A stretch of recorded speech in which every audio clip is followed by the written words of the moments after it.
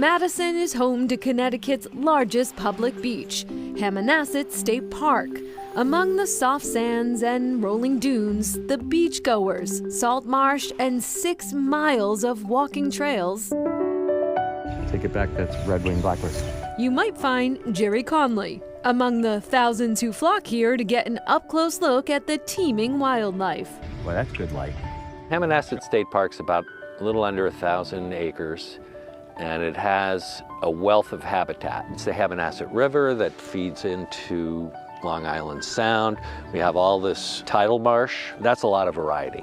Hammonasset is widely considered one of the best spots for birdwatching in the country. Purple martins, the willets, the yellowlegs, and of course ospreys, killdeer, first to come, last to leave.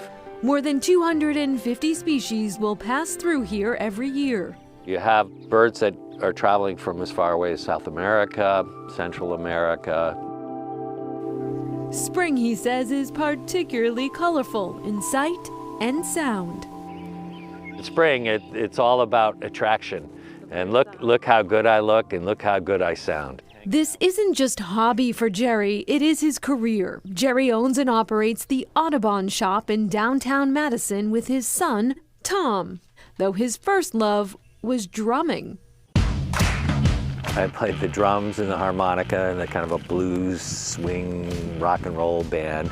And I gotta say, my father-in-law, Arthur, talked me into doing this whole thing. And here we are. He still is called to music. There's that be in your yard. The sounds here generated by nature.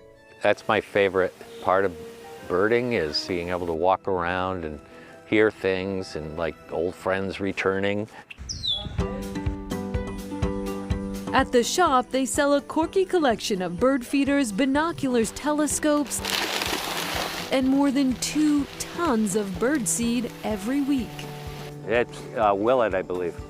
But his happy place is out here in nature. He runs bird watching tours both around the world and close to home. You never know what to expect. There's always something to see, and I live by that. It's just such a fantastic place to be. Reptiles, sea life. Hammonasset is also home to Meigs Point Nature Center. The park can see up to 3 million visitors every year.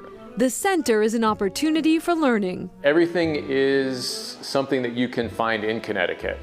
So we have reptiles, amphibians, fish, birds, lots of crustaceans.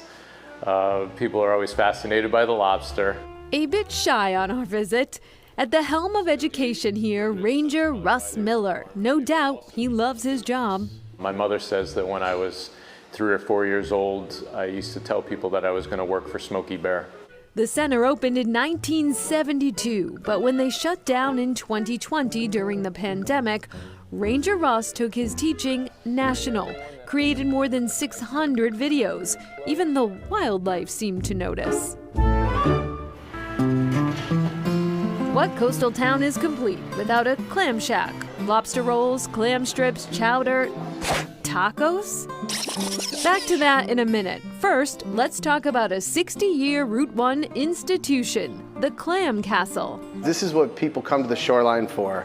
They come down to Hammonasset Beach and they want to wrap up the day with some fried seafood, sitting at a picnic table. The shoreline landmark was purchased in 2023 by local taco truck owner Gregory Sharon.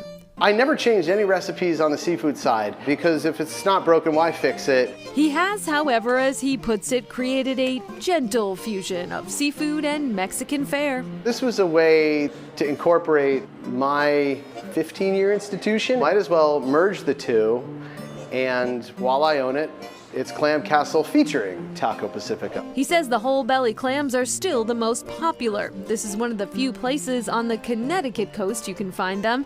Customers are getting creative with the new mix.